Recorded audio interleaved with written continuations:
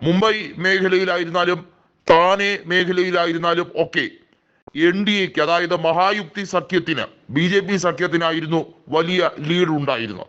എന്നാൽ വിദർഭയിലും മറാത്ത്വാദിയിലും ഉണ്ടായ വലിയ മുന്നേറ്റമാണ് വാസ്തവത്തിൽ ഇന്ത്യ മുന്നണിക്ക് മഹാരാഷ്ട്രയിൽ 48-ൽ 31 സീറ്റുകൾ നേടിയെടുക്കാൻ കാരണമായത്. ഇത്തവണ നിയമസഭാ തെരഞ്ഞെടുപ്പിലും ഈ മേഖലകൾ കൂടുതൽ കേന്ദ്രീകരിക്കാനാണ് അവരുടെ നീക്കം. ഈ 3 മേഖലയിൽ നിന്ന് വൻ മുന്നേറ്റമുണ്ടായാൽ, അതായത് വോട്ട് ഷെയർ നോക്കിയാൽ തന്നെ അറിയാം, കൃത്യമായി മറാത്ത്വാദിയിലാണ് ഏറ്റവും വലിയ വോട്ട് ഷെയർ ഇന്ത്യ മുന്നണിക്ക് ലഭിച്ചിരിക്കുന്നത്. BJP സഖ്യത്തിന് 29% വോട്ട് ഷെയർ മാത്രമാണ് മറാത്ത്വാദ മേഖലയിൽ നിന്ന് ലഭിച്ചതെങ്കിൽ ഇന്ത്യ മുന്നണിക്ക് അത് 48% എന്നുള്ളത് വ്യക്തമാണ്. അതായത് BJP സഖ്യത്തിനേക്കാൾ 20%-ലധികം വോട്ട് ഷെയർ മറാത്ത്വാദ മേഖലയിൽ നിന്നും മാത്രമായി ലഭിച്ചിരിക്കുന്നു എന്നതാണ് കോൺഗ്രസിനെ സംബന്ധിച്ചിടത്തോളം, ഇന്ത്യ മുന്നണിയെ സംബന്ധിച്ചിടത്തോളം ഏറ്റവും വലിയ ഘടകമായി മാറിയിരിക്കുന്നു. എന്നാൽ നിയമസഭയിലെ സീറ്റ് വീതം വെപ്പിൽ വരുമ്പോൾ 120 സീറ്റുകൾ കോൺഗ്രസിന് നൽകുന്ന രീതിയിലേക്കാണ് കാര്യങ്ങൾ എത്തിയിരിക്കുന്നത്.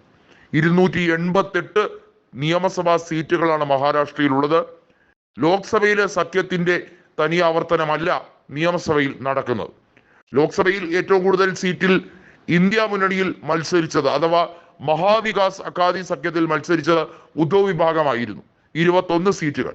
എന്നാൽ ഇക്കുറി നേരെ റിവേഴ്സ് എന്നുള്ള രീതിയിലേക്ക് കാര്യങ്ങൾ എത്തുകയാണ്. ശരത് പവാർ വിഭാഗത്തിന് 60 ലോക്സഭാ സീറ്റുകൾ നൽകുകയും 120 സീറ്റുകൾ കോൺഗ്രസിന് നൽകുകയും ചെയ്തിരിക്കുകയാണ്.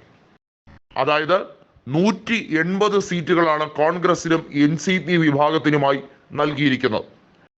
ബാക്കി 108 സീറ്റുകളിലാണ് ശിവസേന ഉദ്ധവ് വിഭാഗം മത്സരിക്കുന്നത്. അതായത് ഏറ്റവും കൂടുതൽ സീറ്റുകളിൽ മത്സരിക്കുന്ന ഇന്ത്യ മുന്നണിയിലെ പ്രബല കക്ഷി കോൺഗ്രസ് ആണ്. 120 സീറ്റുകളിൽ ഒരുപക്ഷെ ഏറ്റവും കൂടുതൽ സീറ്റുകൾ കോൺഗ്രസിന് ലഭിക്കാവുന്ന സാഹചര്യത്തോട് അടുക്കുകയാണ്. ലോക്സഭയിലെ ആനുപാതികം നോക്കിയാൽ കോൺഗ്രസിന് 86 സീറ്റിൽ ലീഡോ മുന്നേറ്റമോ ഉണ്ടാകാനുള്ള സാധ്യതയാണ് കൽപ്പിക്കപ്പെടുന്നത്. ഒരുപക്ഷെ അതിനേക്കാൾ ഏറെ എന്ന രീതിയിലേക്കാണ് കോൺഗ്രസിന്റെ അധ്യക്ഷനായ മഹാരാഷ്ട്രയിലെ നേതാവായ നാനാ പട്ടോലെയും അതുപോലെ തന്നെ മുൻ മുഖ്യമന്ത്രിയായ പൃഥ്വിരാജ് ചവാനും പറഞ്ഞിരിക്കുന്നത്. BJPയിൽ അതിസങ്കീർണമായ പ്രശ്നങ്ങൾ ഉടലെടുത്തിരിക്കുകയാണ്. ഫട്നാവിസും ഗഡ്കരിയും തമ്മിലുള്ള പ്രശ്നം മൂർച്ഛിച്ചിരിക്കുന്നു. ഫട്നാവിസും പങ്കജ മുണ്ടയും തമ്മിലുള്ള പ്രശ്നം മൂർച്ഛിച്ചിരിക്കുന്നു. അത് എളുപ്പമൊന്നും പരിഹരിക്കാൻ കഴിയുന്നതല്ല എന്ന് കേന്ദ്രത്തിൽ ഉള്ള പ്രധാനപ്പെട്ട നേതാക്കൾക്കും അറിയാം. RSS ശക്തമായി തന്നെ ഗഡ്കരിയെ അറ്റാക്ക് ചെയ്യുന്നതിൽ ഇടപെടാനും പ്രതിരോധം തീർക്കാനും മുന്നിട്ടിറങ്ങുമ്പോൾ BJPക്ക് വലിയ വില കൊടുക്കേണ്ടി വരും.